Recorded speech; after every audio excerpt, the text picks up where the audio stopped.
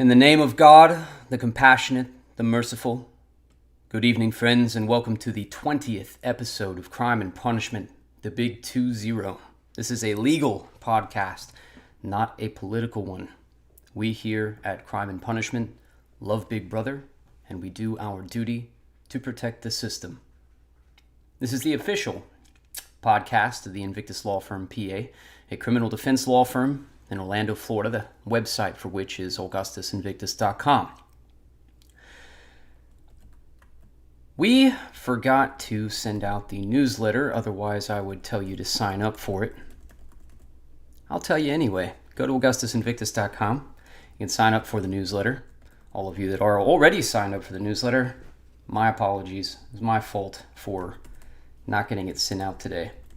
I'm here with my trusty co-host, Tiger Jin, a man of few words, a mysterious, shadowy figure who provides us with all the news here at Crime and Punishment. Tiger, how's it going? It's going. As I said, a man of few words. So, tonight, we are going to be discussing the Derek Chauvin trial and the sentencing and the inexplicable denial of a new trial. First, I have EcoFash Matt here asking, hello, Mr. Invictus. I saw you were going to do a Father's Day writing, if I'm not mistaken. Where can one find that? Good on you, EcoFash Matt. I was, in fact, doing that. Am still doing it, but it will not be Father's Day. Father's Day has already passed. To make a very long story very short, it was not completed by Father's Day. We are looking to publish it now on Lunasa. July 31st happens to be my birthday. Also happens to be Harry Potter's birthday. J.K. Rowling is, in fact, in love with me. But that's when we will be publishing it. It is The Education of the Prince. I'll keep you all updated about that as we get closer. I did publish, however, the cover art. Where can I send you all to see that? I guess the best place would be go to the Instagram, which is instagram.com/the Invictus Law Firm, all one word. You can see the cover art there. So, 100% EcoFash Matt, thanks, man. So, without further ado, Tiger, what do you say we get into this this business here about the Chauvin trial? First of all, what I want to start with is the motion for new trial, because the judge addressed that before the sentencing. So let's do it in, sequential order.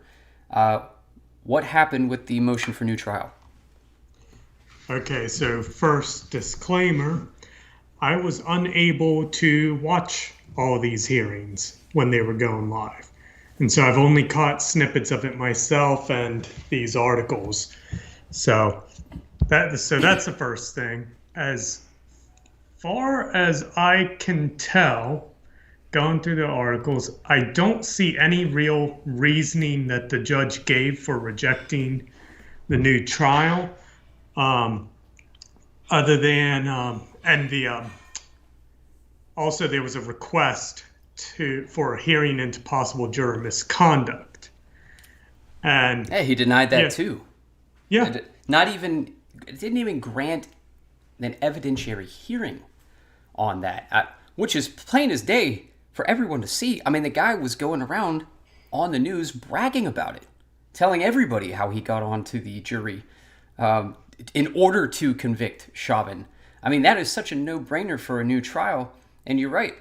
When you look at the news articles, I see absolutely no reasoning for any of this, except the defense didn't prove their case. That's all that anyone will say. Now, it could be that that's because it's the media, but it's also court TV. It's not like this is CNN. Yeah. Yeah, and I mean, for all I know, maybe there was something said during the hearing that these things didn't report. I have not been able to catch that or the videos. I just didn't have time to go through them.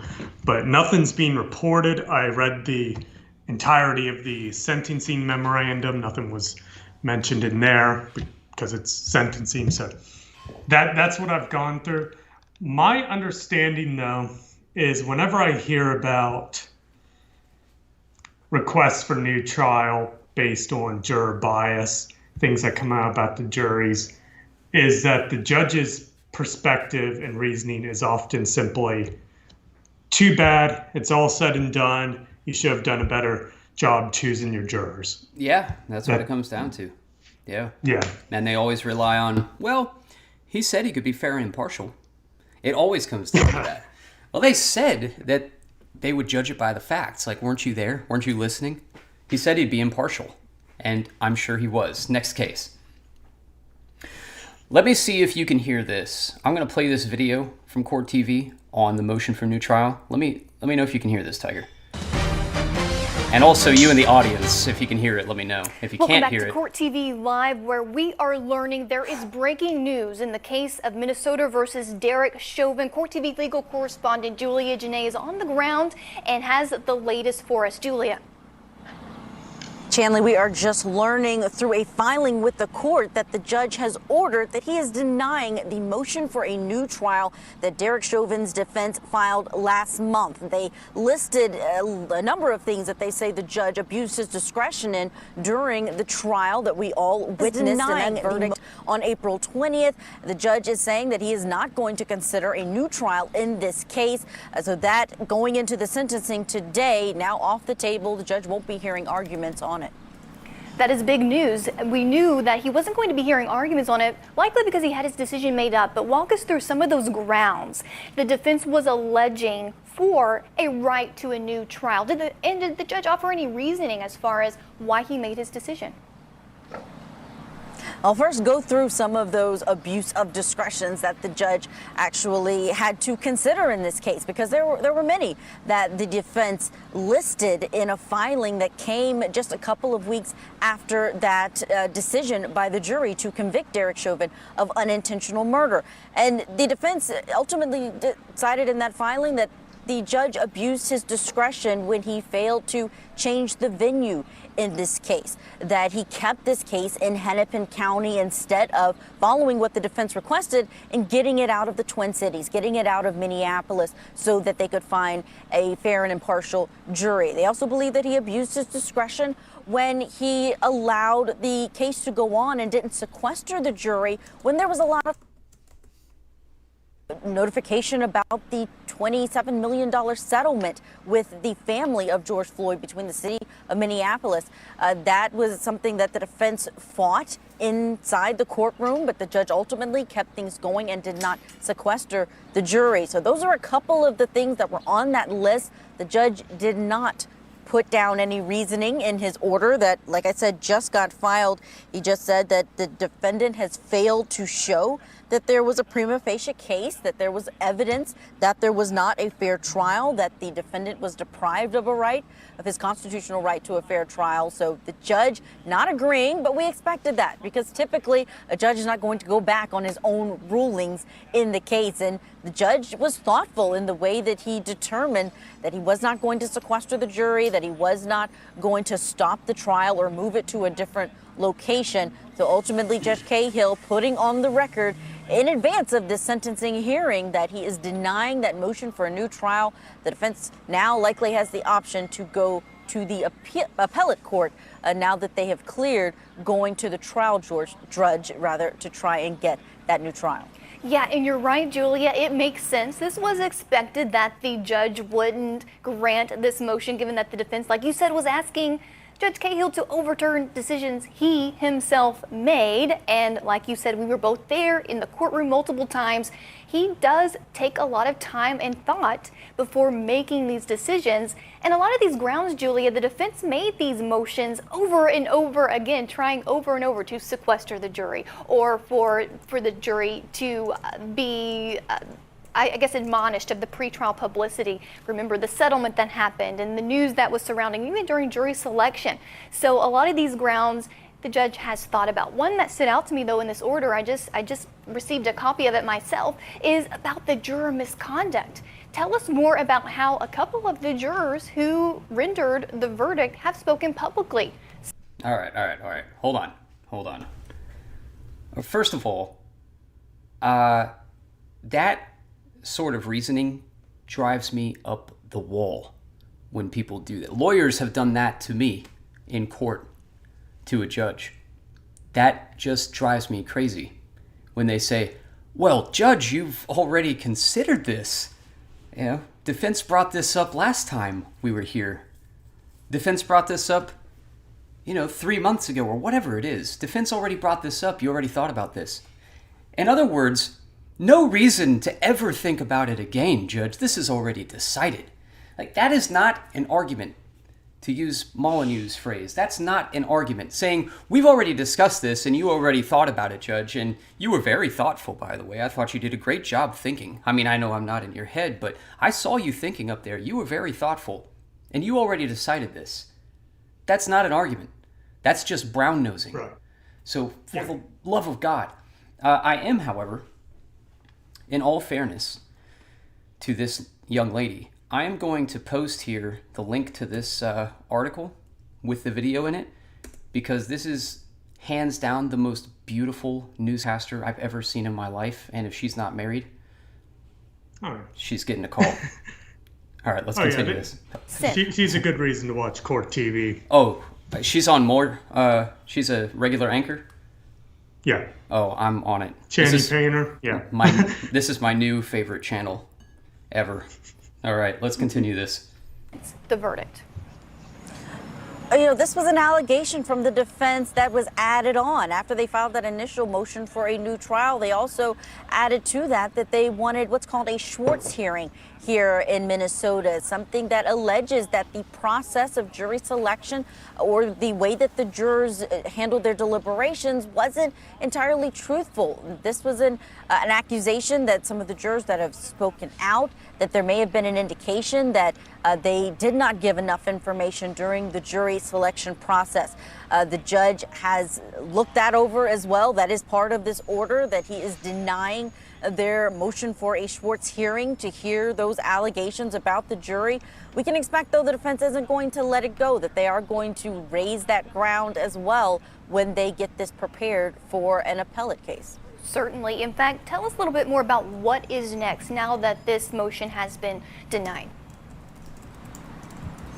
Well, that is the path. Typically, you have to go back to that same judge, put on the record all of the things that you feel were not done appropriately during the trial. I mean, there was a long list from this defense of things that they say were not handled well, including Dr. Martin Chauvin, the pulmonologist who took the stand during the state's rebuttal case, and the fact that he got close to talking about evidence that the judge had said he would determine it was a mistrial if they got into a certain kind of test that was not provided to the defense before Dr. Martin Chauvin was about to take the stand, and their expert wasn't able to look over that evidence.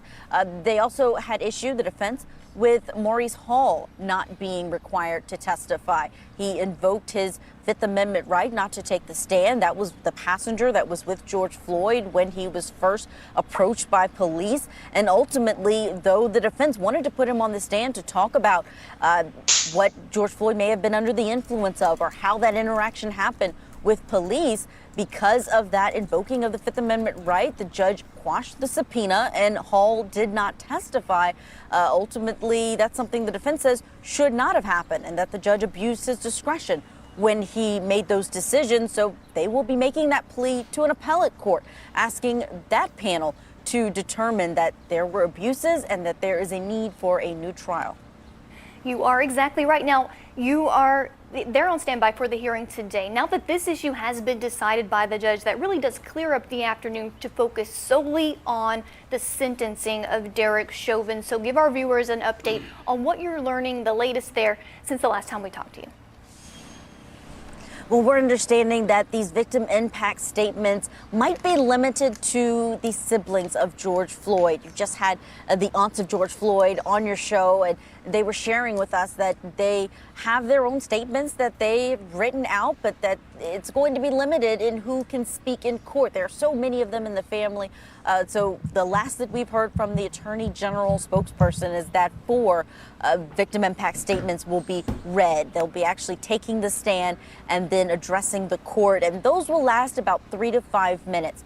The last word that we understand from our sources inside the courthouse is that there are going to be supporters of Derek Chauvin inside as well. 5 seats have been designated for them, but whether or not they're going to testify, we don't have word of that yet, but they will have the opportunity. We also know that Chauvin will have the opportunity to testify if he so chooses, and it has been an order of the court that he'll be allowed to wear civilian clothes. We don't know if that's an indication that he's planning to take the stand, but he is an inmate and would likely or usually be wearing prison clothes, but he will be presenting himself in actual civilian clothes inside the courtroom today. Yeah, that's a great point, Julia, because usually a defendant would be allowed to wear civilian clothes if a jury is present. Here, no jury's present. It's just the judge making this decision. So you may be onto something there. We may actually hear from him, but he does have pending federal charges. He may want to keep silent. We'll just have to wait and see on standby. But I want to ask you one more thing about the community impact statements. You were telling us a little bit earlier about how the Attorney General's website was garnering some statements from the public. What are we learning on that? Right. This was an interesting way of approaching the prosecution of this case, and just really highlights the fact that it's not just the family of George Floyd who felt impacted by his death. It's really a community of people, not only here in Minneapolis, but around the world. But the Attorney General's office allowed the community, the public, to comment, to go to their website and submit a contact form that included them sharing how this has impacted them. So really making the public part of the victim impact in this case. The Attorney General's office spokesperson let us know that they did get a number of responses to that request to the public. They are going to be submitting those on the record for the judge to read through, but no indication that those are actually going to be read out loud for us to hear inside the courtroom, but they will be a part, technically, of the judge's decision-making process. Julia, for being on standby for us and bringing us the breaking news, the judge denying the defense motion for a new trial in Derek Chauvin's case. Well, the defense made a bold request ahead of sentencing.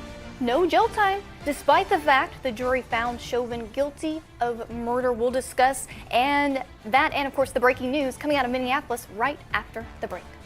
I appreciate how adorable she is, but that intensity and smiling face during something like this while she's saying something like that is just a little out of place. Like, it seems like she is happy about this happening to Chauvin. It doesn't seem like this is her professional demeanor. When you see her for the first time, it just looks inappropriate almost. But anyway, we don't have to wonder about the sentencing because it already happened. So let's talk about that, Tiger. Yeah, they sent in family members. Most notably was Chauvin's mother testified. That video, that bit I did watch. And she was up there pretty much saying he wasn't racist and he's a good guy and he doesn't deserve all this jail time. Wait. Did racism come into the sentencing? No, not officially. I think she was more responding to the fact that everybody knows this is about him being racist. Well, as I said many times, an image of racism.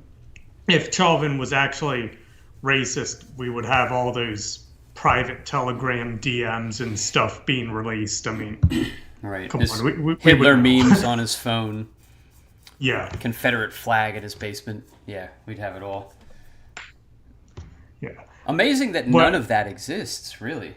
He must have been the ultimate poster boy for globalism. Good for him. Yeah. Now, as long as we're playing these videos, you might want to go to that I actually other found Court it. TV article where it says Derek Chauvin speaks. It's just like a minute long, and that I found most fascinating. What he says there. It's I was very actually interesting. going to play what his mother said. You think the his own would be better? Yeah, much better. Right. It's very fascinating. All right, let's go that route. I doubt the newscaster is there, but that's okay. Let's see what he has to say.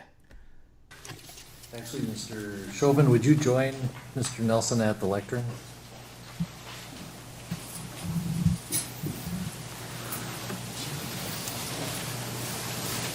Mr. Chauvin, this is your opportunity if you wish to give any input to the court. And so I turn it over to you and your attorney. Thank you, Your Honor. At this time, due to some additional legal matters at hand, I'm not able to give a full formal statement at this time. But very briefly, though, I do want to give my condolences to the Floyd family. There's going to be some other information in the future that would be of interest, and I hope things will give you some peace of mind. Thank you. And I'll note that I did read your comments in the pre-sentence investigation as well. Thank you. All right, we are going to take a 15-minute recess. All right. No, we are not taking a 15-minute recess, but Tiger, it sounds like you've got an armada in your room. Is that your microphone there? Yeah, I can't imagine what you're hearing. I'm trying to make it as silent as possible here while I don't know. Skype is screwing me. I don't know about that. Anyway, so he has federal charges coming up. He can't make a full statement, but information is coming out in the future that would be of interest to the Floyd family. Yeah. What could that possibly be? Like that Yeah, Floyd that's got what in. I'm trying to think. Floyd got 'Cause- into heaven is my first thought. Like, don't worry, it's okay. He's with Jesus now.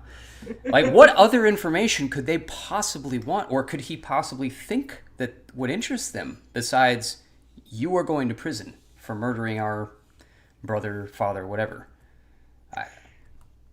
Yeah, because the entire trial, I mean, it really looked like they brought in everything they had. I just really don't know what else there would be. I mean, the only other possibility that I can think of is during the trial, only one of the other police officers testified. And that was only to bring in his own body camera footage. So he didn't even really say anything. So I'm wondering if there's something that the other police officers, if they're brought in as a witness, would have to say that could change things. That's the only thing that I noticed was missing from that trial is police officer testimony, both Chauvin himself and the other officers. That's the only thing I can think. You know, I wish I had. You know what I'm going to do? This is how we're going to do this. I'm going to copy and paste this link as well so that people can see this. This is the second video down when you see this link posted. Where is this thing? All right, it is now posted. When you see the second video down, you can see the testimony. Well, testimony is a strong word. You can see the statement. It's a minute video. Just the look, man, on his face. I feel really horrible for him because no matter how you feel about cops and no matter how you think, maybe he did screw this up and shouldn't have done the exact procedures that he was taught by the police department. Everybody knows I'm no friend of cops, but man, was he railroaded. This trial was absolutely just a cluster. And 22 and a half years for this. This is, man. I don't even know what to say about it. The look on his face, man, is all you need to say about it. So, let's talk about that article, huh? What do you think, man? Should we listen to his mother's statement while we're all feeling bad? Now's the time. Let's play. Yeah. Get some feels going in here. Yeah, this is our late night feels hour. Let's listen to this video. Thank you, Your Honor. Your Honor, at this time, the defendant's mother, Carolyn Palenti, would like to address the court. If you could state your full name, spelling each of your names, and proceed when you're ready. Carolyn, Carolyn, Palenti, Pawlenty.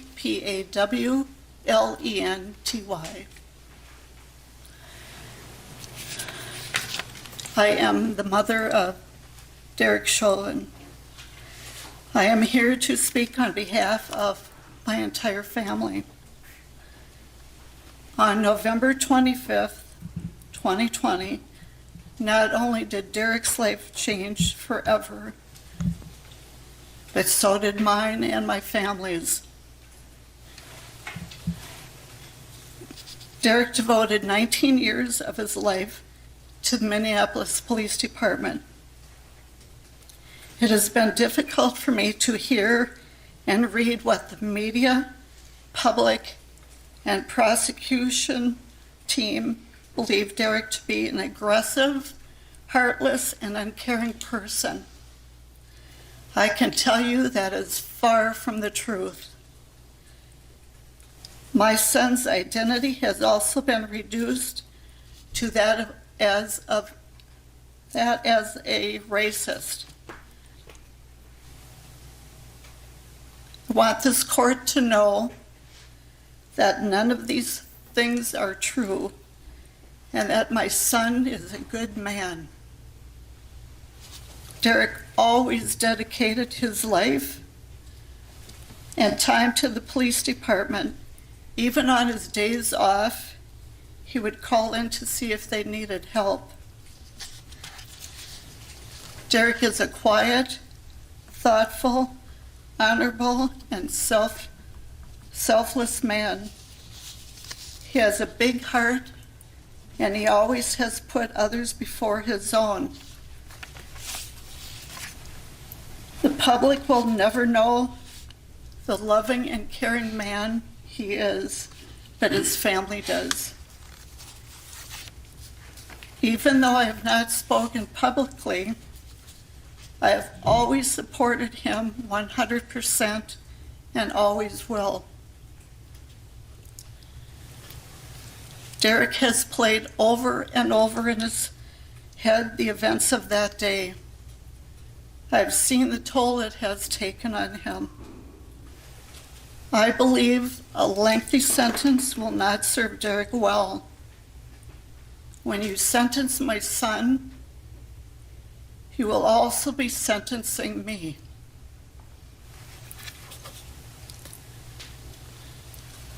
I will not be able to see Derek, talk to him on the phone, or give him our special hug. Plus the fact that when he is released, his father and I most likely will not be here.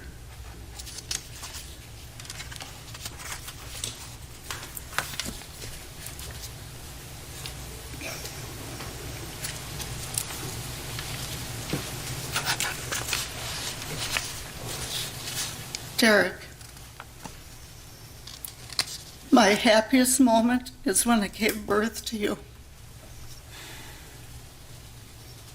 And my second is when I was honored to pin your police badge on you. I remember you whispering to me, "Don't stick me with it." Derek, I want you to know I have always believed in your innocence, and I will never waver from that. I have read numerous letters from people around the world that also believe in your innocence.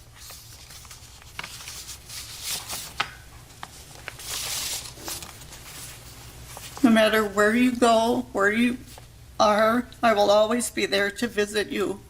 I promise you I will stay strong, as we talked about, and I want you to do the same for me.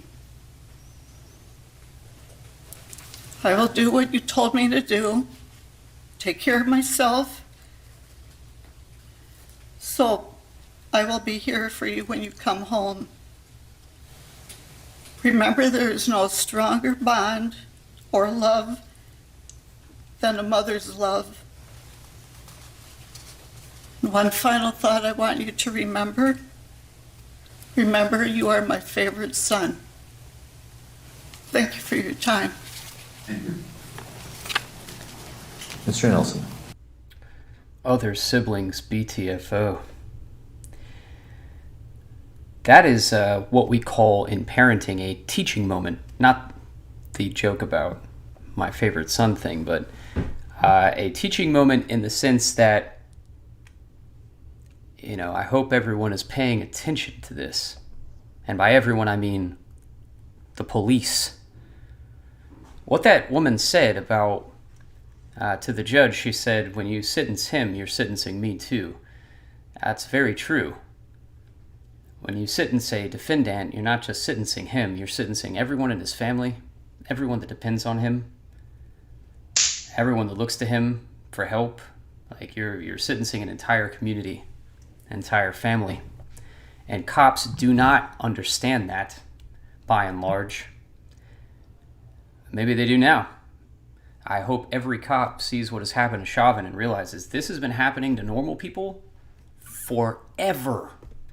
And not just the past several years that they've been targeting a certain group of activists, but I mean for decades that these laws have been out of control, and really for the entirety of human history, this has been happening. This is why we developed rules of evidence. This is why we developed rules of court procedure, so that things like this don't happen. And yet, even with 1,000 years of Anglo-American jurisprudence, it still happens, and you're watching it on TV. So I hope all police have seen what has happened to Derek Chauvin and realize, oh my God, this is what we've been doing to people all these years.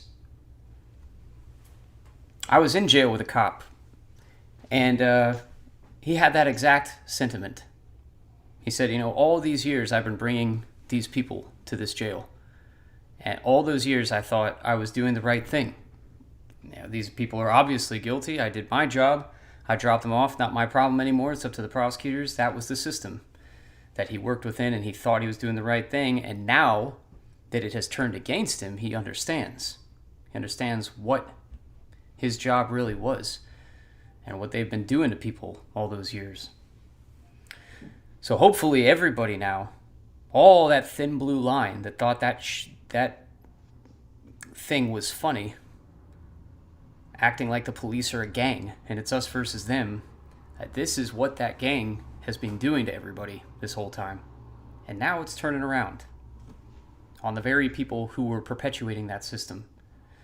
That being said, what has happened to Chauvin is an absolute disgusting farce. This is, I could not believe it when I heard that the new trial motion was just thrown out, just dismissed with no reasoning attached, just dismissed, and then straight into sentencing. Baffling to me. Tiger, what else do we got to say about the mother's statement or Chauvin's statement? I can read his sentence in here. You mean the? He was convicted of felony murder, third-degree murder, depraved mind murder, and second-degree manslaughter. The actual sentencing was only for the felony murder. And here is how his sentence reads. The court commits you to the custody of the Commissioner of Corrections for a period of 270 months. You are granted credit for 199 days already served. Pay the mandatory surcharge of $78 to be paid from prison wages. You are prohibited from possessing firearms, ammunition, or explosives for the remainder of your life. Provide a DNA sample as required by law. Register as a predatory offender as required by law. And the attached memorandum opinion is incorporated by reference, which I read the entirety of. It's 22 pages, one for each year. So that is his sentence. Okay, so this sentencing memorandum is from the court. This is yes. Sentencing order and memorandum. Okay, I've got you. Yes. All right, well. And it reads like he never even watched the trial. It's entirely the prosecutor's side of the story. To be fair, he gives some of the defense arguments in it, but it's all one-sided. Everything. I mean, it even says he put the knee on the back of George Floyd's neck when that was shown and proven in court to be false. It was on the shoulder blades. So, I mean, I don't know. Now, why did they sentence him for the felony murder, but not the second-degree murder, depraved mind murder, all the rest? Why choose felony murder? All right, so let me see if I can find.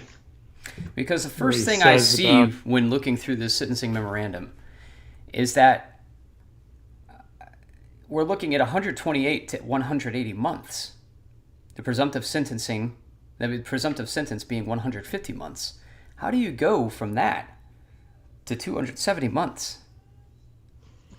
Yeah, the primary way that he decided to up the thing is with these aggravated factors, and he based it off of the only two other cases in the state where somebody was found guilty of a torturous murder and had no prior criminal record. There were two instances of it, and I believe both of them, at least one, was killing a toddler. And so he was just like, well, they got 20-some years, so I'll give him 22 years.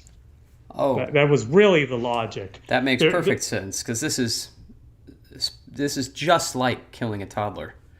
Yeah.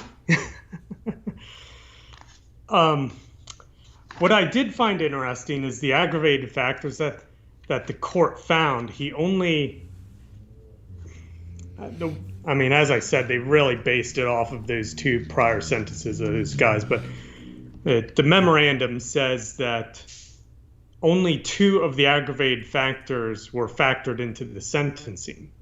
All right, so of those... You remember last week well, we were talking about the... yeah, but let's talk about what those are, because there are four. There's that Mr. Chauvin abused a position of trust and authority, Yes. that Mr. Chauvin treated George Floyd with particular cruelty, that children were present during the commission of the offense, and finally, that Mr. Chauvin committed the crime as a group with the active participation of three other individuals who all actively participated with Mr. Chauvin in the crime in various ways. So of those four, what were the two that the court went with? Abuse of power and cruelty. In front of children, he used the court actually used the same reasoning that I gave last month, which is that the children, they showed up after the fact. They chose to be there and watch this thing. And what I did find interesting was that he mentioned that the kids were even laughing while it was going on, which was never mentioned in the trial. And I didn't notice that, but I found it interesting that he pointed that out in the memorandum to say, look, these kids weren't traumatized. They didn't think much of it. I probably saw evidence that the jury was allowed to see, probably saw evidence that was excluded in a motion in limine that no one was allowed to see at trial. So, yeah, it would be improper for him to rely upon that, but I think the prosecution got its way. I think that's fair to say. So I don't think they're going to be the ones appealing it. Yeah. What a day. And the other was, he didn't go with the, he found the conspiracy, but didn't rely on it for the sentencing, namely because that there was no finding in the court as to the conduct of the other three officers. Their trial is next year, March. Well, good luck to them. Because this, even if they win appeal, that ain't going to be for another couple years. As far as those cops are concerned, this is over. This won't help them unless they get convicted and the appeal is won, and then they can use that appeal later. But as far as they're concerned, this is a done deal, as concerns their trial. So Chauvin was placed in prison since April. When they convicted him, he was awaiting the sentencing hearing at prison, which, as this article points out, is strange because usually, unless you're Tim McVeigh, they just put you in the local jail. That's where you're supposed to be awaiting sentencing. So let's read. That's a different one. That's the impacts. There it is. This one is called, Will Chauvin's Prison Experience Remain Unusual? Former Minneapolis police officer Derek Chauvin has been sentenced to more than 22 years in prison for the murder of George Floyd, but it's not clear yet what Chauvin's experience will look like. Since his April conviction, Chauvin has been held at the state's only maximum security prison in Oak Park Heights. That's unusual. People don't typically go to a prison while waiting for sentencing. Chauvin is there for security reasons. Most state prisons have a unit to separate inmates from the general population for safety or security. But Oak Park Heights has what the Department of Corrections calls Minnesota's most secure unit to separate individuals from others in the prison for disciplinary or security reasons. Photos provided by the state show an empty cell in that unit has white cinder block walls, slim rectangular windows, a metal toilet and sink, and thin mattress on a fixed bed frame. I tell you what, that's luxurious. He has windows? Well, could be worse. Could be worse. Not that that's a fun situation, but I've been jailed in a place with no windows, and it is terrible. Chauvin has been kept there for security since his conviction, alone in a 10-foot by 10-foot cell that is monitored by corrections staff via camera and in-person checks. He has meals brought to his room and is allowed out for a solitary exercise for an average of 1 hour a day. That's not accurate. I can tell you that from experience.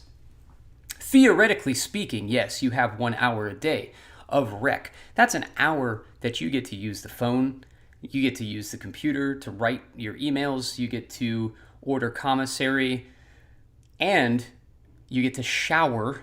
That's the only time you get out to take a shower. So with all of that, you think that people are going to go outside and exercise for that whole time? They got things to do. You have 1 hour out of your cell to take a shower, use the phone, use the computer, and exercise, walk around, talk to people, pass things between other cells. Exercising in that 1 hour does not happen. That's totally inaccurate. Your exercise, you do in your room. So, no. Other than that, this seems pretty accurate. Department of Corrections spokeswoman Sarah Fitzgerald said Chauvin is allowed a maximum of 10 photos, a radio, and canteen food. He also can subscribe to periodicals and have 3 or fewer non-contact visits each week. She said prison also uses a paid system that allows people to receive emails, which are printed out and provided to the recipient. Fitzgerald and Chauvin returned to the unit at the maximum security prison following his sentencing on Friday. She said his ultimate placement hasn't been determined, but his safety will be our predominant concern when determining final placement. With good behavior, Chauvin could get out on parole after serving 2/3 of his sentence, or about 15 years. 15 years! That hurts just to say it. Which that was supposed to be the maximum sentence for these crimes, 15 years. Yeah, and then he'd be getting out in what, 10? If my math is accurate. But holy smokes, 15 years minimum. And I like how it says about his safety being their predominant concern. I mean, I bet it is.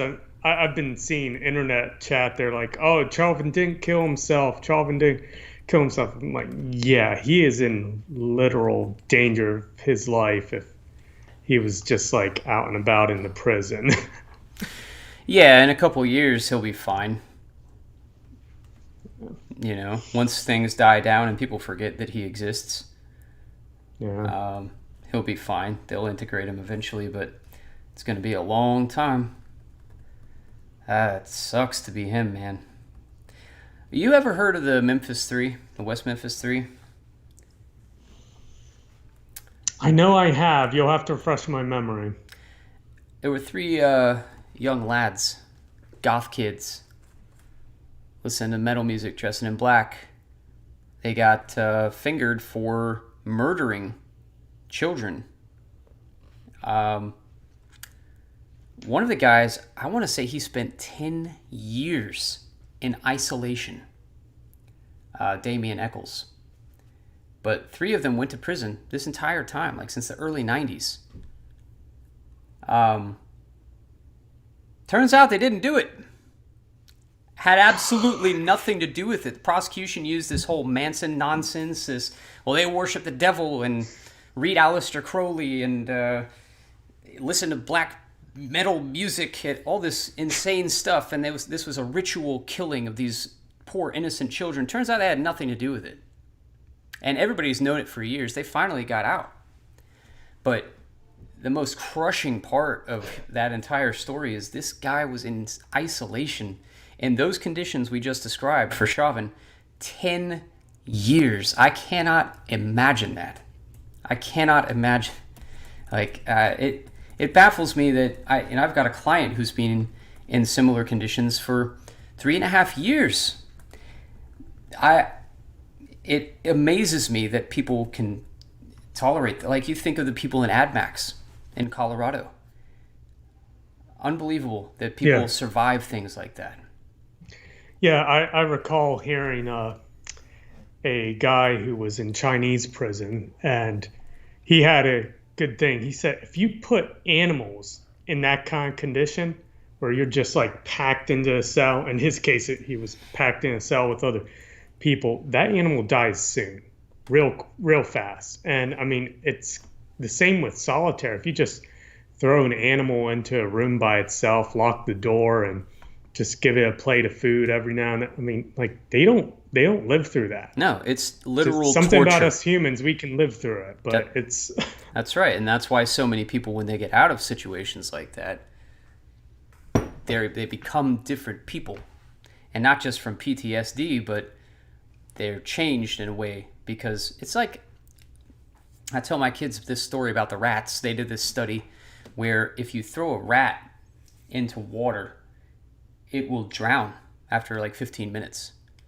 But if you throw a rat into water and you take him out after 5 to 10 minutes, and then you put him back in, that rat will swim for hours and not give up. It's because you have that hope.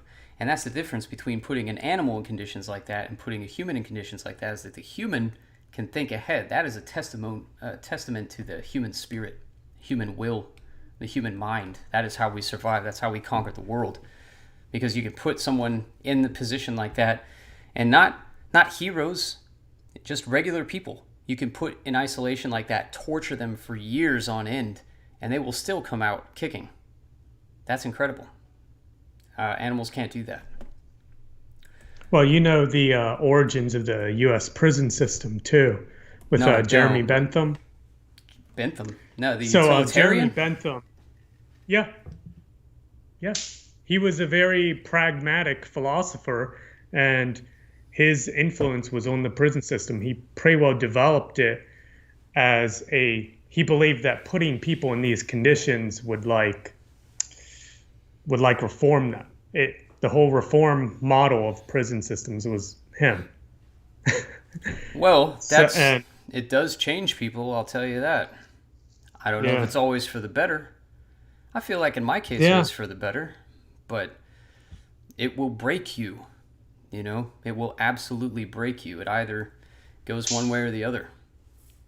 Yeah, it's really got to depend on I think it's more a testament to the type of person who can get through that, because there's certainly people who you put them in prison. I mean, they don't do well at all. Other people, they do well.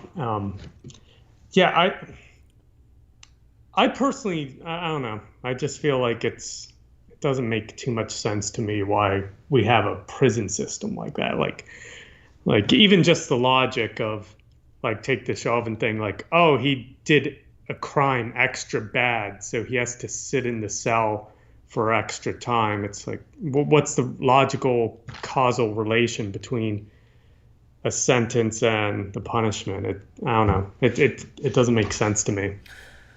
Well, I think in that case it genuinely is for his protection, because if he were in general population, somebody would knife him. Or a whole lot of somebody's would knife him. They've got to keep him in isolation now so that he doesn't die, like I said, until the case dies down and people forget about him. Who is it that asked this? Somebody was asking about the Memphis 3. I'm sorry, I lost your comment, buddy, but he was asking, didn't Johnny Depp get them out? And yes, that is true. Johnny Depp did lobby for those guys to be released, and eventually they were. Well, that's interesting. Yeah, Donovan here is asking, how long did you do? I was only in isolation for a couple months. Jail, about 8 months total, but isolation, only 2 months. And, you get used to it after a while, but I tell you what, in a position like Chauvin, where you've never been to jail, and they throw you immediately into isolation, which is what they did to me. Never been in jail, they threw me into isolation. It is a rude awakening, let me tell you what. It is something you got to get used to real fast, or you will lose it. Vari Vikernes got 21 years, says the Inundation. Vari is, of course, the man behind Burzum, one of the greatest bands of all time. There's a documentary about that. But let me posit this to you. Time over there in Scandinavia is a little different than time in the United States. The prison system here is just a tad, just different. I would say Vari got like 20 years of community service. He did not get 21 years of hard time. And that was for I don't murder. remember which Nordic country it was, but I remember seeing prison photos of some Nordic country's prison, and it looked like a hotel room. Oh yeah, he's in the documentary. It was like when I forget what it's called, like when the light goes away or something, like when the light comes to take us, something like that. You see him in prison doing the interviews. Like, first of all, he's in his room doing an interview in prison. That's unheard of. Second of all, like you said, it's a hotel room. Like, it's IKEA furniture. He's got a desk. It's incredible. So, yeah, I don't count that as time. With all due respect to Vari, because I do love Burzum. Anyway, so that is what is going on with Chauvin. He's hanging out there in isolation. That poor son of a gun. I have some hopes for his appeal, but we'll see. Remember in Dark Knight Rises? Or no, maybe it was Dark Knight, the regular Dark Knight. I don't know. But at one point, Bruce Wayne is like, you always love telling me that I told you so. And Alfred says, on that day, sir, I won't want to.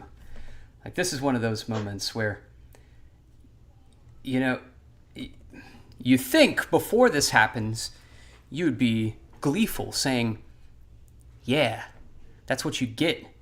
That's what you deserve. This is what you people have been doing all this time. And now you understand. You would think that when it happens, you're going to gloat about it. But actually, when it happens, you feel just as bad for Chauvin as for anybody else. He is getting a rude dose of reality right now that no one should wish on him. That we wouldn't wish on anyone else. And in the sentencing memorandum, it even made mention of one of the sentencing factors. They couldn't even find prior cases of a police officer being sentenced like this for reference. Like it just doesn't happen. Yeah, I'm having trouble thinking of, has this ever happened in America? I'm assuming you're talking about what case I law always remember there. Back during the Obama years, there was a bunch of police brutality cases, and it was like a meme back then, like, oh, he gets paid leave. That's what happens to the cops when they do something. That's right, I paid remember that. leave, paid vacation. Yeah, I can't think of any case quite like this one. This is a brave new world we're living in. So you sent me this October term 2020 Supreme Court cert, Lang v. California. Yes. This is the one we talked about. Where all right. this case Did we arises. talk about it? I mean, Yeah. it was news to me. And You might not have been on that episode. I know I talked about it. It was in an early episode. This case arises from a police officer's warrantless entry into petitioner Arthur Lang's garage. Lang drove by a California Highway Patrol officer while playing loud music and honking his horn. The officer began to follow Lang, and soon after turned on his overhead lights to signal that Lang should pull over. Rather than stopping, Lang drove a short distance to his driveway and entered his attached garage. The officer followed Lang into the garage. He questioned Lang and, observing signs of intoxication, put him through field sobriety tests. A later blood test showed that Lang's blood alcohol content was 3 times the legal limit. So the issue here, back when we read it a few months ago, before it went to the Supreme Court for oral argument, the issue was, can a cop pursue someone into their home in a hot pursuit for a misdemeanor, for playing your car too loudly and honking the horn? Because that's ridiculous to think that you can chase someone in hot pursuit and the Fourth Amendment doesn't exist anymore. And that was really the big issue. Does the Fourth Amendment even exist if cops can chase someone into their own home for a misdemeanor, an alleged misdemeanor? So this is out now. So what happened, Tiger? it was a unanimous decision that no, you cannot. 9-0. Excellent. Look at that. Look at that. Did you hear about the other unanimous decision that came out a week or two ago? I don't believe I did. Well, we're just going to look it up. It's a Catholic decision. Yeah, look up. Unanimous Supreme Court decision. Oh, it's right there. It's right there. Look at that. Apparently my computer saved it. All right. Supreme Court's unanimous decision in religious freedom case sidesteps the main issue. Now, this is... let's see. Many conservatives and religious organizations applauded the U.S. Supreme Court's decision Thursday that effectively lifts the city of Philadelphia's ban on placing foster children through Catholic social services. So, Philadelphia, they banned Catholic social services from taking in foster children. Catholics invented charitable organizations, and the city of Philadelphia said, no, you don't believe that 2 homosexuals can adopt foster children, so we are not going to allow you to bring in foster children through your social services program. So obviously, the Catholic Social Services sued. And the U.S. Supreme Court unanimously agreed that that was a violation of First Amendment rights. Indeed, there's much to like about the unanimous ruling, and about the notion that a city cannot unfairly require a religious organization to change its beliefs in order to continue a centuries-old practice of caring for children in need. Now, pretty sure this was written for a Catholic news organization, so it might be a little biased, but I'm sure you're used to hearing biased news from the other direction, so this will be a nice change of pace. The idea of a government trying to coerce a change in religious beliefs is abhorrent. The court's unanimity, sends a powerful message. But the ruling was far from satisfactory. From a satisfactory final word in the simmering battle between the First Amendment's religious free exercise clause and the laws and ordinances designed to protect LGBTQ rights. The intersection of those interests is bound to attract many more collisions. The court ruled that Philadelphia may not discriminate against the Catholic agency because of its policy of not placing children with either unmarried or same-sex couples. But its decision hinged on the language of the city's standard contract, which allows a city official the authority to make individual exceptions to its policies, to city policies. This inclusion of a mechanism for entirely discretionary exceptions renders the non-discrimination provision not generally applicable, the court's opinion written by Chief Justice John G. Roberts said. In other words, if the contract provides for exceptions, it isn't legal for the city to impose a no-exception rule on the Catholic social services. But as a concurring opinion by Justice Samuel Alito and joined by Justices Clarence Thomas and Neil Gorsuch said, the city could easily sidestep this ruling by erasing the clause, which it apparently never has exercised, from its contracts. This decision might as well be written on the dissolving paper sold in magic shops, Alito wrote. He provided a list. What a brilliant statement. That's my favorite Alito sentence ever. And that's an attack on Justice Roberts, too, who is allegedly a conservative. But like this article's headline says, all they've done is sidestep the issue. Justice Roberts issued this ridiculous opinion on some legal technicality, not on the fact that Catholics should obviously be able to say, no, we're not going to give foster children to homosexuals or unmarried couples. Like, that is the real issue. They decided it on a technicality, and yes, it was a unanimous decision, but at what cost? Like, it didn't do anything except just win this particular case, which, like Alito is pointing out, Philadelphia could just go back home and be like, all right, just take that one line out, make them sue us again. He provided a list of other major cities with similar policies that exempt Catholic charities from placing adoptions, but that do not necessarily contain language similar to Philadelphia's in their contracts concerning exceptions.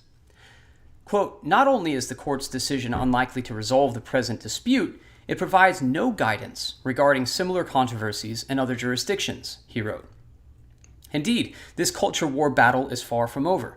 The court has sent a clear message that it won't tolerate the unequal treatment of churches or religiously affiliated organizations, which is good, but it declined to attack the source of so many of these troubles. That would be a 1990 ruling known as Employment Division v. Smith. In it, the court ruled that there was no constitutional right to allow exemptions for religious reasons to any neutral and generally applicable law. Lower courts cited this decision in rejecting the claims of Catholic social services before Thursday's Supreme Court decision. Alito said the First Amendment's clear language, which bars Congress from passing laws prohibiting the free exercise of religion, is a far cry from the interpretation adopted in Smith. The court is likely to face further challenges to that 1990 ruling as other religious discrimination cases arise. In the meantime, Americans should celebrate a ruling that recognizes Catholic social services and can, at least for now, remain true to its core beliefs, and that it does not seek to impose those beliefs on anyone else, as Robert wrote. All right. Well, you take them where you can, I guess. Take the W's where you can. Yeah. But we completely interrupted the story of the evening, though, about Lane v. California. So that was also a glorious, unanimous decision. So cops cannot chase someone for a misdemeanor? Is that what the holding was? Like, they actually said, no, you can't violate the Fourth Amendment because it's a misdemeanor, or what? Yeah. More specifically, so it was Kagan that wrote this one, and I liked it. I read the entirety of this opinion. The way I saw it is she only allows for the traditional exceptions where a police officer can pursue somebody in hot pursuit and enter the home if they believe that either the officer's safety is going to be at risk, imminent harm to himself or to others, or for destruction of evidence, or for if they believe the prisoner is going to escape and they will be unable to detain him. Those are the only 4 exceptions that they're allowing for. And Roberts, he wrote it read like a dissent, but it was, I guess it was technically a concurrence, where he was feeling like, oh no, we can't have this because then like somebody can just hop a fence into their yard and be like, nah, you can't catch me. And Kagan's response to that is that usually when a person is fleeing an officer, they do actually feel, and the officer goes in, they do feel like these 4 things will happen, like destruction of evidence or permanent escape. Yeah, right. Like if someone jumps the fence, they've escaped law enforcement, they jump the fence and they're saying, home base, you can't get me. Go get a warrant. That's the point of the Fourth Amendment. You have to have a warrant. So what is Justice Roberts talking about? I don't get why they pretend that a police officer getting a warrant is something that's hard to do. Yeah, like getting an act of Congress passed or something. Like, yeah, how hard is that? Judges will sign anything you put in front of them as long as they don't have to do work. Everybody knows that. Cops lie all the time to get warrants. Like, cops are experts at getting warrants for the most ridiculous nonsense you've ever heard of. So all they got to do is stand there by the fence and tell their buddy to go get it. An officer will go to a home, and then the person's like, no, you're not entering without a warrant. And they literally show up an hour later with the warrant. Exactly. It's really not hard. It's like they have a printer machine there. Yeah, there are judges they do, actually. They have the paperwork, they have the laptop in their car, and there are judges on call 24 hours a day. You can get a warrant anytime you like. So, yeah, if somebody runs into their yard or, as in this case, drives into their driveway and into their garage because they didn't see your sirens because they had the music on too loud, like, go get a warrant, you lazy son of a gun. What are you talking about?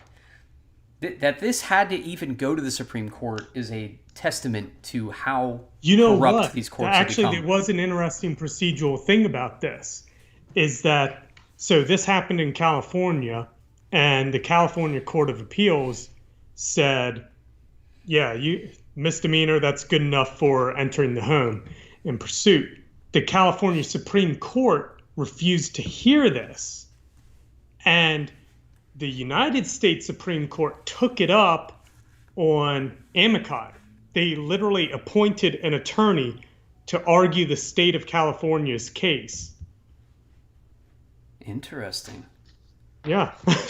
I didn't know that was something that could be done, and that's the first I've heard kind of of it fun. being done. Supreme Court, come appoint me to argue a case sometime. That sounds cool. Wild. Well, yeah, all right, go ahead. Let me see. There was one other thing in here that I did want to go over, because she actually goes into historical English common law about it. And once I find it, she quotes Blackston. All right, well, while you're finding that, Agatha Faust here says free Britney. And I think that is an important message for everyone. She is part of this conservator guardianship case that her father controls. It's a terrible situation. Free Britney. I actually don't know anything about it. I'm just joking. But I've seen it a lot on Instagram. Yeah, I haven't looked into it yet. I mean, I've seen a bunch of stuff about it. I don't know. Well, apparently they're saying that she is... well, I do. I love Britney Spears. I don't care what anybody says. But she is... I thought you were a black metal fan. Yeah, but like, dude... you can't listen to anything unless it has growls in it. No. We're talking about Britney Spears, man. Toxic. Oops, I did it again. The hits go on and on for miles like those curves. But the case is roughly... She has a contract. I guess... I want to say it's her father has a guardianship over her, and he's saying she's not mentally stable or competent enough to perform her contracts. She's not, doing shows or doing albums or whatever it is. So it's a messed up situation from what little I know. And that poor girl's life has been very tragic, very publicly tragic. Yes, leave Britney alone. Yes. Thank you. I'm glad you're on my side on this one, Tiger. I love Britney. All right, so Pino's here. What's up, man? Hot pursuit is an excuse for warrantless entry, says Florida Treasure. Yes, that... Oh, and then quickly corrected, used as an excuse. Yes, hot pursuit is used as an excuse for warrantless entry. That's exactly the issue here. Because they were trying to use... It's often used as an excuse in felony cases, and everybody knows that it's BS, but, cops will use that all the time. But now they're trying to use it for misdemeanor cases. Like, I saw him I don't know, jaywalking. I saw him use profanity, whatever it is. So I had to pursue him into his home without a warrant. And the court made it very clear that misdemeanors are a very, very broad thing in law. I mean, it can be just about anything. And well, to be fair, felonies can be just about anything these days. Yeah, that was the other thing. I feel like, I mean, like, what, you barge into somebody's house for, I don't know, I guess they do for tax evasion. Yeah, I mean, it's just... Well, that's exactly what the arguments were a few months ago before this went to oral argument. They were saying, what if somebody's accused of a financial crime and, it's a felony, or, I don't know, blackmail or something, where there's, these things don't apply, but you see a guy walking down the street, you're like, I know that's the blackmailer. And you pursue him home, and he runs into his house. You can't get a warrant? Of course you can. But you can use that for felony cases. And and I want to make that clear that this case, it did not address felonies. Like, that's still a blanket exception. If you're in hot pursuit of somebody you suspect of a felon, the police officer can still go into the home. And Kavanaugh, in his concurrence, he laments that. He thinks it should have been made narrower there as well. Really? Yeah. Good for him, man. Good for him. Yeah, I tell you guys, Kavanaugh, he's one of the better ones up there. I tell you, that's a surprise, because that whole circus back when he was brought on, it was one of those things where, you couldn't not support him. I didn't want to. I didn't like Kavanaugh, but with what they were doing with this hashtag #MeToo nonsense, you had to support him. Otherwise, they win. But I'm glad to see he's working out well. I supported his appointment before that really, really got underway, simply because of his record. To me, he looked like, I actually heard of him in law school. Like, we actually read some of his administrative law opinions. And to me, it was just like, when you look at his court history, his judge records and everything, it's just like, this is exactly the type of person you would appoint to the Supreme Court. Like, what's the problem? Like, hey, somebody who was on the DC circuit like that for years and years, just like, to me, he looked good. and I still think he is good. That is a sexist thing for you to say. Florida Treasurer says body cams can actually serve to keep the cops from fabricating a false narrative of what actually happened. You would be amazed, Florida Treasurer, at how often those body cams malfunction. It's the darndest thing. They just disappear. Or they just weren't turned on at the time. Don't know what to tell you. Sorry. Or, not all the cop cars have dash cams. Not all the officers have body cams. It's always the ones that should have, That's how it works. Our Marines overseas know all of her jams. Speaking of Britney Spears. Yeah, everybody loves Britney. And she's got a bad rap, but everybody loves Britney. Come on. All right. So, we've got some other articles. What do we got here, Tiger? Yeah, go into it. Yeah. Let's talk about Facebook. Well, let's run through all the Chauvin things. Oh, yeah. Let's talk about this before we go on. This will be the last one about Chauvin for the evening. This is another Court TV articles. Experts say the impact of Chauvin case on policing yet to be seen. I think we could estimate how that's going to go. I mean, cops see something like has just happened to Chauvin, and what do you think they're going to think? What's their mentality going to be? Like, how many people are signing up for the police academy right now? Do we have anybody know any numbers on that? What I'm hearing is a lot, even in the area where I live, are quitting over this and the whole 2020 anti-police thing. I would, if I were them. Yeah, it's suicide to remain a cop now. Yeah. Which is exactly what they wanted. So I guess, at this point, if you're staying on as a cop, it's because you're stubborn and you're like, well, I'm not going to give them what they want because this is exactly what they wanted. That's why this has happened. That's why it was such a heavily politicized case. I mean, I think that a lot of people, they want to replace the police force with a Hongweibing, the Red Guards. Exactly. There's a lot of parallels between 2020 and the Maoist revolutions, right down to tearing down statues, arresting people over political ideologies, having them re-educated, renaming everything.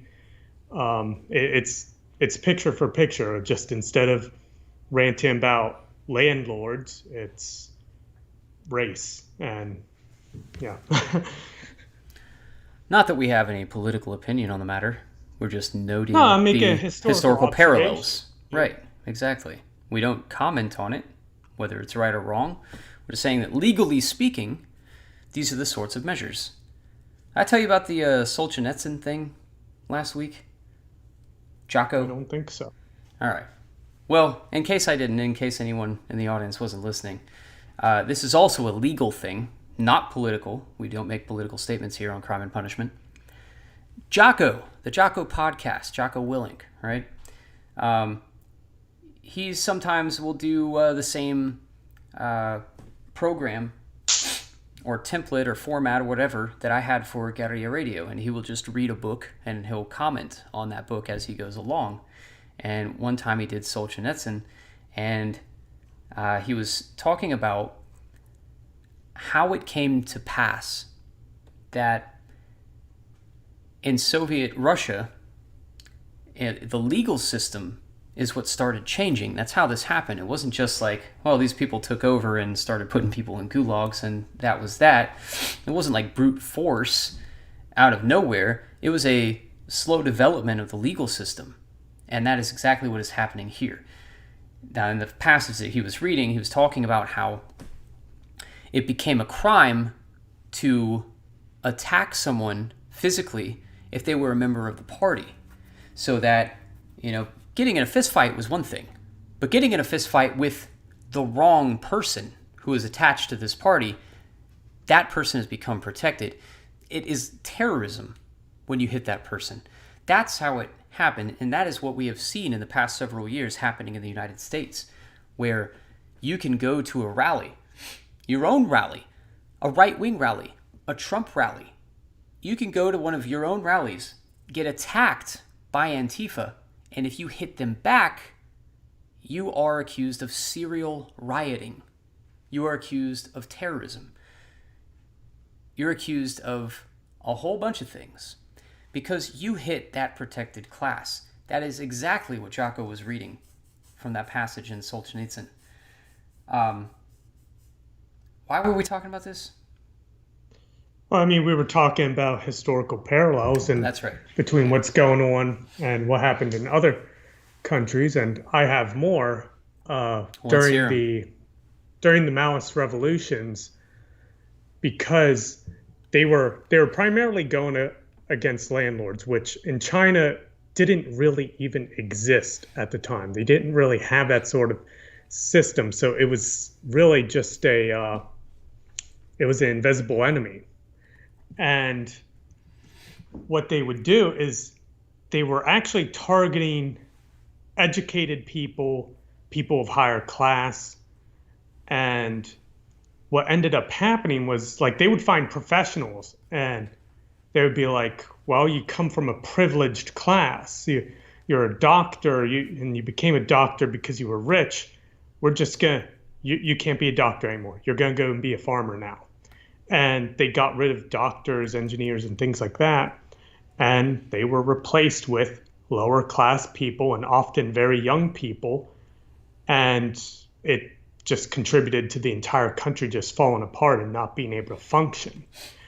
And if you want to see this in action, there's actually a very, very good Chinese movie that depicts this. It's called Huozhe. The English title is To Live. It's really one of the best movies ever made. It's an amazing film that covers this time period, and you get to see all this, most of it in action. So, yeah, I'm sorry, bro. I just see too many parallels. You're gonna have to spell that. It's called what? The Chinese name is Huoja, but the English translation, accurate enough, is to live. Okay. Yeah. Yeah, you got a link? Send me a link, man. I want to post it in the chat here. Sure. Let's. I'd like to watch that. Why not? And a lot of historical artifacts were destroyed during this period because, like I said, they were destroying statues, they were destroying art, and really anything that was made during what they would refer to as the feudal period and the Four Olds, they would destroy. And the terracotta soldiers, they were discovered during this time. Those are the famous Chinese statues where it's an entire statue army, and made famous by The Mummy Part 3. Yeah. I don't know, but like every sold statue has an individualized face based off of the actual historical person in the army. The discoverers, they had to hide that because they knew it was going to just get completely tore apart, just completely destroyed in all this rampaging. And that's the truth for a lot of historical things that you see in China today. It's like it's still there only because somebody protected it during this period. Well, let's get to the article about that, about the parallels going on here. This is about the effect of Chauvin's trial on police work. Still, Minnesota Attorney General Keith Ellison said Friday, that's the day of the sentencing, that the outcome was a step toward accountability, even if not total justice. And he urged federal, state, and local lawmakers to pass laws to improve policing, saying Chauvin's sentencing was by itself not enough. Which is an interesting statement in and of itself. The Attorney General in Minnesota is overtly calling out to everyone's attention that this is a political tool. The sentencing of this man is not because the guy committed a murder and he's being sentenced for that murder, and it's, giving a statement about murder. This is a statement, and it's by itself not enough, he says, because you have to pass laws to improve policing. They are overtly acknowledging the fact that Chauvin is a scapegoat and that this is a political tool for quote-unquote accountability. That's incredible.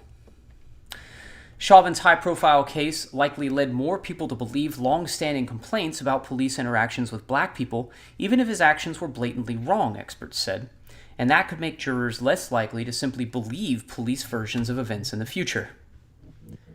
Well, that would be an interesting effect, actually, on policing. Extreme cases by their nature open up public awareness, but it doesn't necessarily result in across-the-board reform because the situation was so unique, said former federal prosecutor Jeffrey Kramer. What would be the reform? Don't put your knee on someone's neck for 9.5 minutes. Okay, that's, pot shot. Still, the testimony of Minneapolis Police Department officers, including the chief, that Chauvin violated his training, though highly unusual, could make officers think twice about using force. Quote, and if it does, it's a good thing, end quote, Kramer said.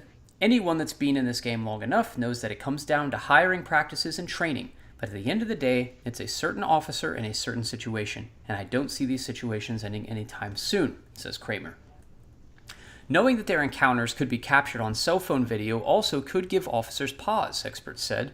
Minneapolis police originally said Floyd died in a medical incident, but video shot by a 17-year-old Darnella Frazier showed Chauvin ignoring Floyd's pleas that he couldn't breathe and continuing to press his knee into Floyd's neck even after the black man was dead.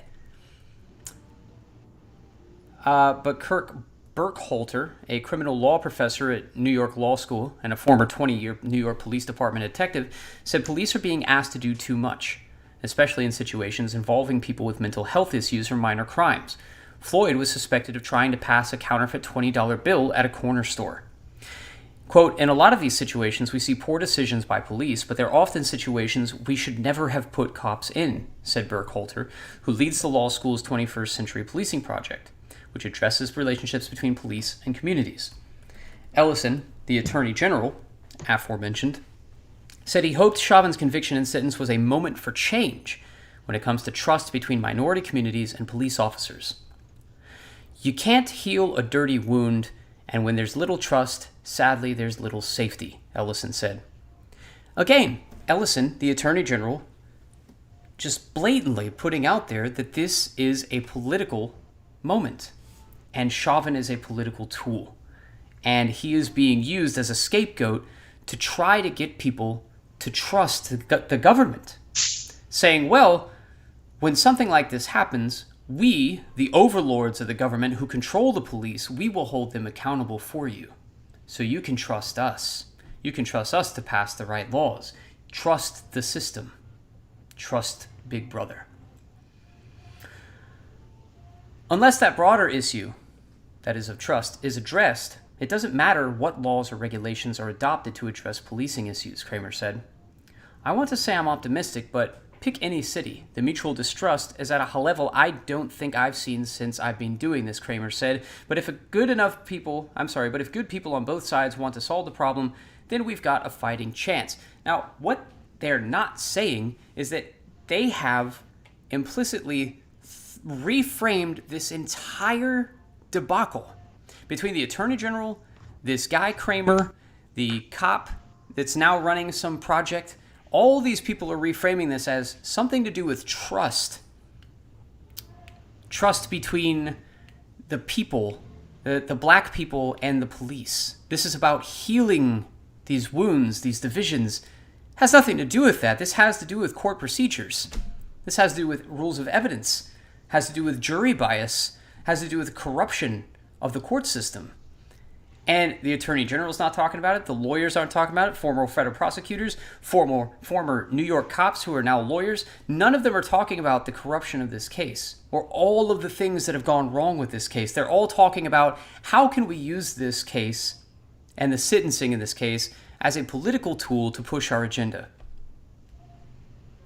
That should be terrifying to everyone. This is what the elite does.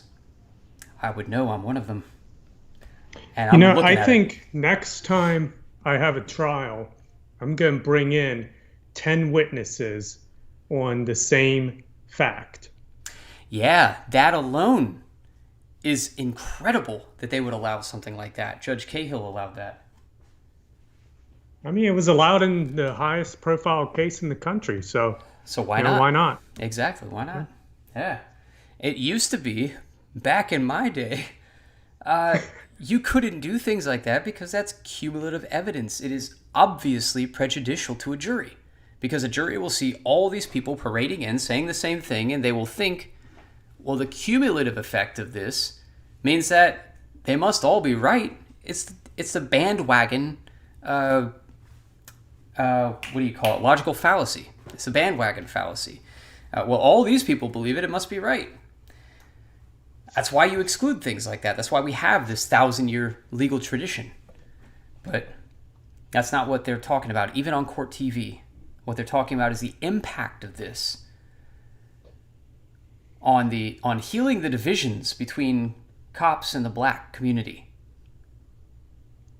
I have a question. So you've done criminal defense for, I guess it's been 10 years, right? And it has have been. you ever seen a police brutality instance? How much time you got? Yeah, of course. I've seen cops beat people up all the time. It's Orlando. Right. It's Orlando, man. It's a police state down here. Yeah, but nothing like this. I will be honest. A cop putting his knee, whether it was his neck or his back, a cop holding someone like that and the guy dying on the spot, that does not happen often. This is an anomalous case. I will grant that. But yeah, cops are out of control everywhere, man. Yeah. All right, let's see. We talked about the new trial. We talked about his prison conditions. We talked about the sentencing. We talked about the sentence itself. We talked about Lang v. California. We have had a productive night tonight, Tiger. I feel like we could end the show right now, and we have given everyone their money's worth. Which, by the way, we're not getting paid for this. Oh, that reminds me, we do have merchandise. I should post that more often. I always forget to sell things because we have so much fun on this program. We read about the Supreme Court's unanimous decision in forcing Philadelphia to allow the Catholic Church to do its job. How about this one? You have not seen this one, Tiger, so I am going to send it to you in private right there. There we go. Let's see if we can hear this one on audio. I don't even want to preface it. I just want to show the video or the audio. And we begin with developing news this evening. The Lonoke County Sheriff has issued a statement following the death of 17-year-old Hunter Britton, who was shot and killed by a deputy during a traffic stop early yesterday morning. Sheriff John Staley says he wants to know exactly what led to that shooting, but also wants transparency and accountability. That's why he's asked the Arkansas State Police to handle the investigation. State Police are gathering the facts. They know much more than I do. We immediately gave them body camera footage because we aren't handling the investigation. We don't know how much of the incident was captured by the camera. As sheriff, I'm committed to transparency. That's why I will support the public release of body camera footage when the law and state police investigation allow. Sheriff Staley urged people to wait for all the facts before rushing to judgment. He also promised that any deputies who violate the law or his policies will be held accountable. Stay with THV11 and THV11.com for the very latest on this investigation. Well, that's something else. Do you have any idea what happened in that case from listening to that? I am unable to hear it. Oh, well. Let's get right to the breaking news this morning. In the last half hour, we've learned... So you can't hear this lady talking. All right, so it's this whole thing about there's a 17-year-old that was shot during a routine traffic stop. We don't know why. We'll release the video footage when it's released because we at the sheriff's office are not the ones investigating it. I have no idea what happened. Point of this story is that no one knows about it because the police in Arkansas shot a white kid. Nobody cares. But apparently... I guess so. I haven't even heard of it. Yeah, exactly. Lonoke, I think it's Lonoke, or Lonoke County Sheriff John Staley released a video Thursday, that's the video we just heard, saying he supports the public release of body cam footage in the fatal shooting of 17-year-old Hunter Britton by a deputy when the law and the state police investigation allow it. In the video, Staley said he prayed with the family and friends of Britton Wednesday night and said he wants to know what happened like everyone else. But because I also want full transparency and accountability, I immediately asked the Arkansas State Police to handle the investigation, Staley said. And that, I think he should be applauded for, as a matter of fact, because a lot of law enforcement organizations, they investigate themselves.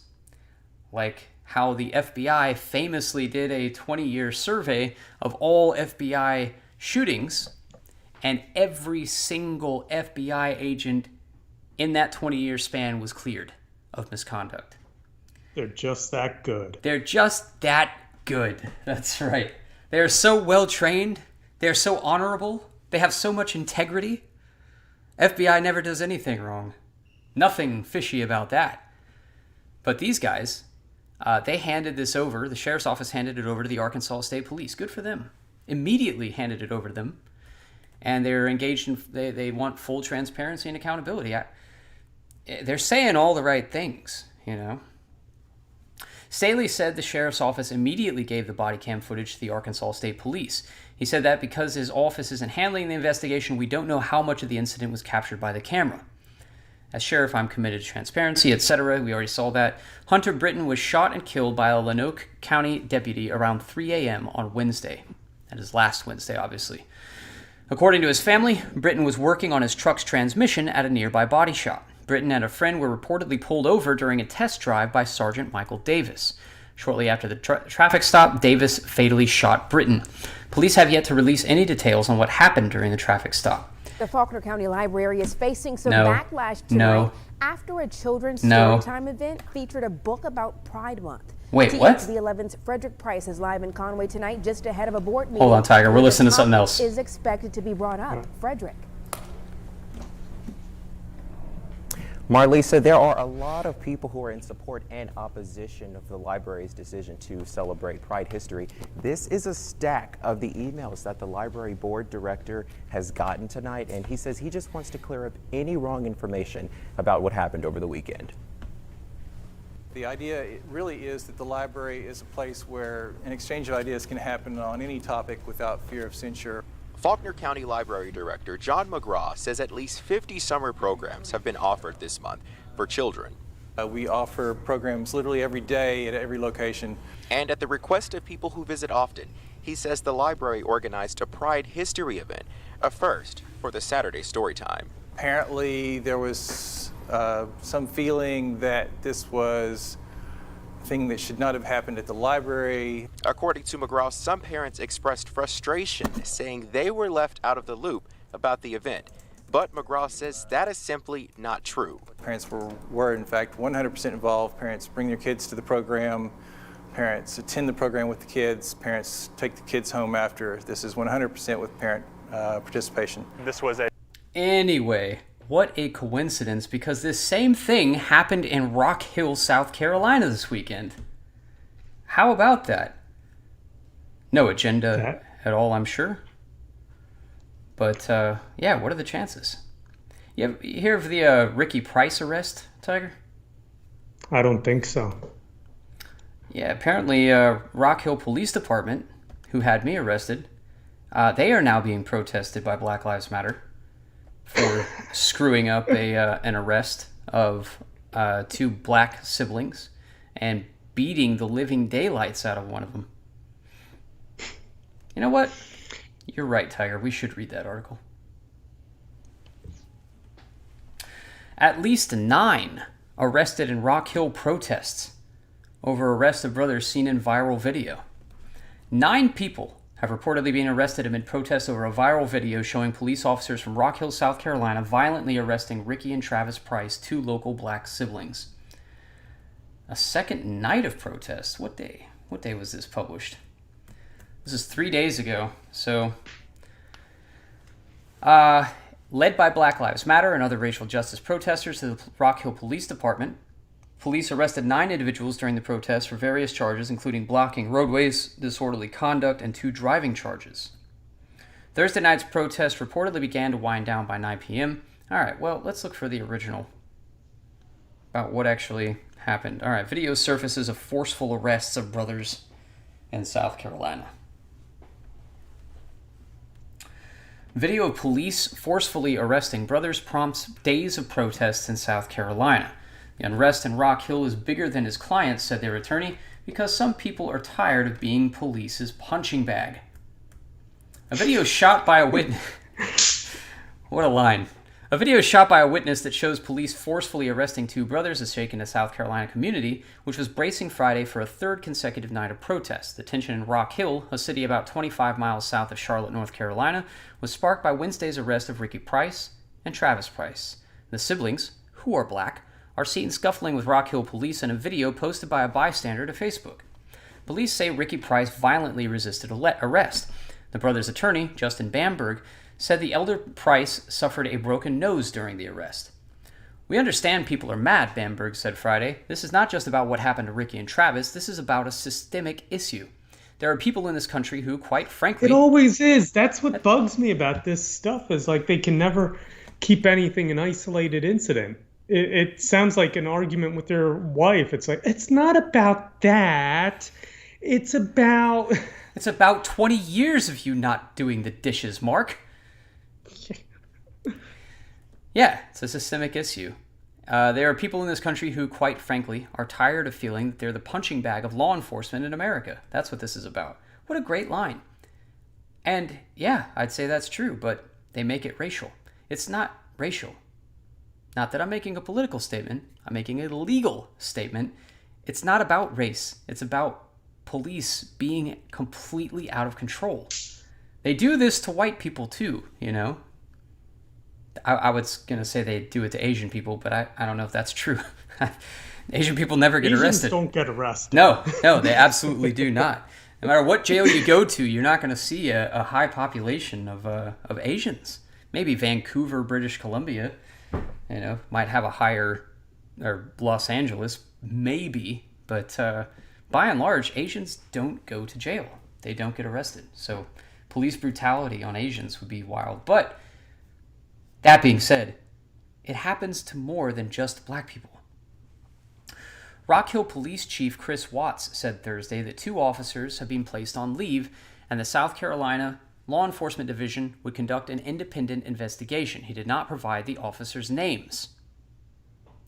So they get paid leave and total anonymity. What do you even say to that? Yeah. What do you even say to that? Good old Rock Hill Police Department. They do protect their own, no matter how wrong they are. They will do whatever they can. What a corrupt system in Rock Hill. He said the department recognizes the pain and frustration our community feels over this incident. That's a great PR person they've got. Some demonstrators this week threw rocks and bottles at officers in riot gear and set a small fire outside a building. 11 were arrested Thursday, officials said. They could be charged with disorderly conduct, hindering police, and being a pedestrian in a roadway, said city spokeswoman Katie Quinn. She said in an email Friday that more protests were expected, and the city's police, who have an obligation to protect the community, will also protect the First Amendment right to assemble. Watts and Mayor John Geddes urged calm Thursday. Norma Gray, Rock Hill's NAACP president, also pleaded for the community to demonstrate peacefully.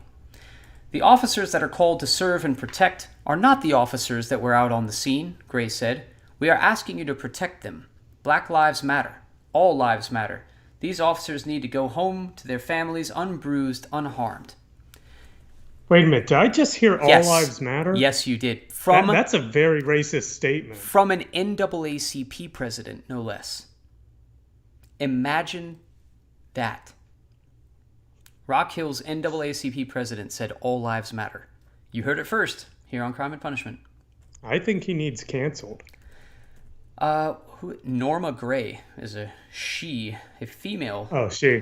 NAACP president of Rock Hill, but yeah, she's going to get canceled any minute now.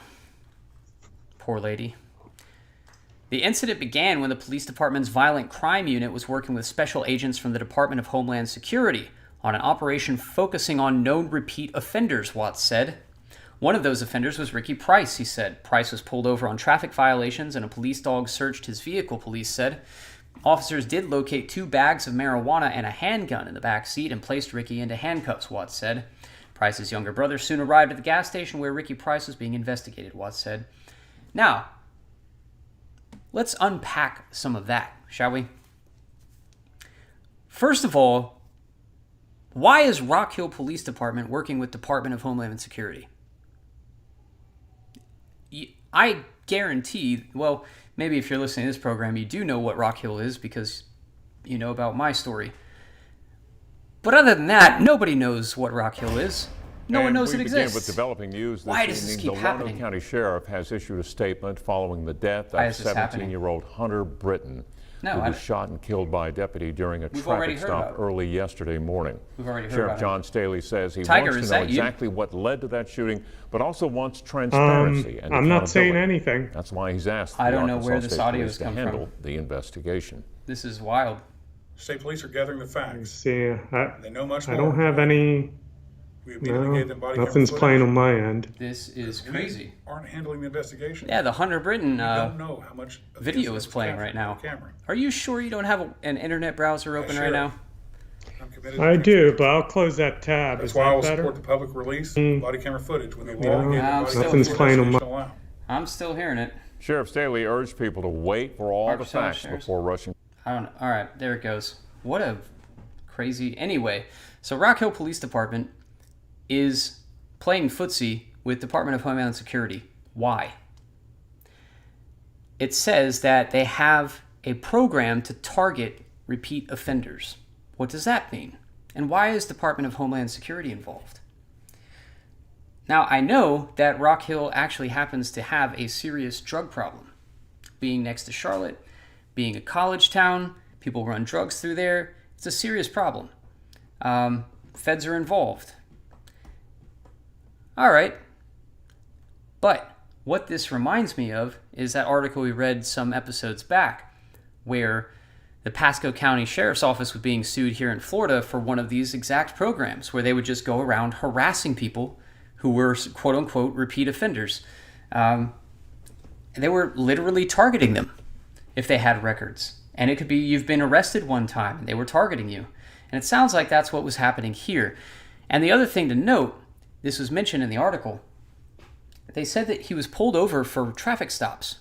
So Rock Hill Police Department and Department of Homeland Security are targeting quote-unquote repeat offenders. And how do they target them? Routine traffic stops. This is policing 101. If you want somebody, you follow him until he fails to turn on his blinker. He fails to stop for 3 seconds at a stop sign. He runs a yellow light. He does something, anything that is out of line so that you can pull him over. And once you've made contact, once he's pulled over and you can talk to him, that's when you have your in. It's like getting your foot in the door. That happens all the time. Whether the person has done anything or not. And it sounds like, now we don't know all the facts, but what it sounds like is that they were targeting him for being a repeat offender. Not that they had any suspicion that he had committed any crime at all, but that he was on the list of either the DHS or Rock Hill Police Department. And they pulled him over for traffic just to make contact with him and see what he was up to. Now, if he's a repeat offender, maybe he was a felon, maybe having a firearm made him a convicted felon with a firearm. I don't know. Apparently nobody knows because we can't see the details of this. But I can tell you something does not smell right in this kitchen. See what else we got. So we got some Facebook articles. Tiger, did you get to look at those? I have them up. I have not been able to look at it. All right, well, one is from an ultra-political site we won't name. But it says, Texas court rules Facebook can be held liable for sex trafficking on its platform. I don't know if this is really news. It's news to most people, but this is something that has precedent. I think this is something that Breitbart picked up on because it's political, because they can use it as a political tool because everybody hates Facebook, especially conservatives. But this has been going around. And it actually, to my knowledge, it started with Twitter, as a matter of fact, where people were peddling child porn and engaged in sex trafficking, etc., through Twitter. And Twitter's argument was, look, we're a platform. Like, we can't possibly have oversight over all of this and shut down all of these things. Like, what do you want us to do? And the cases became, no, you did have oversight. You know exactly what's going on. You decided to look the other way. You are liable. And now Breitbart is gloating about the fact that a Texas court has ruled that Facebook can also be held liable for sex trafficking on its platform. The Texas Supreme Court ruled on Friday that Facebook is not a lawless no man's land and can be held liable for sex traffickers using its platform to prey on children. Facebook could be held accountable following 3 lawsuits in Texas, which involves teenage sex traffic victims who met their pimps through the social media platform's messaging functions, according to a report by the Houston Chronicle. The social media company is now being sued for negligence and product liability, as prosecutors say Facebook failed to warn about or block sex trafficking from taking place on its platform. Prosecutors. Interesting. The lawsuits also allege that Facebook benefited from the sexual exploitation of trafficking victims. Now, that's interesting. Well, yeah. And it's a lot more salacious than it sounds, as a matter of fact. because I've read the lawsuits against Twitter. I have not read these lawsuits, but I've read the Twitter lawsuits, and they're saying that, because of the increased ad revenue, because of the having more users on their site, et cetera, like they have a financial gain from having all of this activity going on their website. And this is the way for them to prove damages. So if there were no way to prove damages, obviously there would be no lawsuit. So this is the way for them to say, this is how we're going to calculate damages. So it sounds better than it is. Facebook is not actually actively profiting from sex trafficking, but that's just a sensational way of putting it into a Breitbart article. Facebook's legal team, however, reportedly argued that the company is protected from liability under Section 230 of the Communications Decency Act, which states that online platforms are not responsible for third-party content posted on their site, as I said. So that's going to be the argument, right? Facebook's going to say, well, this Communications Act says that we are not responsible for what goes on our site, and the other people are going to say, no, this is criminal, and you absolutely benefited from it, and you do have a responsibility. So we'll see how that pans out. But we are out of time for this evening. We'll hope Facebook gets their comeuppance, but we'll have to see that next week. So, Tiger, have any final words for the evening? No, but I think I'm going to try and keep tabs on that Hunter Britton case, the white kid who got shot by the police. See if I can see what happens there. Yeah, let's see if we can see the body cam footage. Yeah. I think that's what everybody's waiting for now, is let's see what happened. We don't even know the details. The details of what happened at the traffic stop, the alleged details by the cops, their side of the story. Nobody knows anything. So we'll find out soon. But for everyone else, thank you for tuning in tonight. Let's see if there are any final comments here. More episodes, King, 100%. We will be around. We will be around next week, as a matter of fact. Boomer Tech, yeah, we had a serious Boomer Tech issue a little while ago. Sorry about that, guys. There was a video playing automatically, whatever website that was. All right, so we will see you all next week. Thank you all very much for tuning in. Remember to stay in school. Don't do drugs. Listen to Crime and Punishment next Monday. Good night, everybody.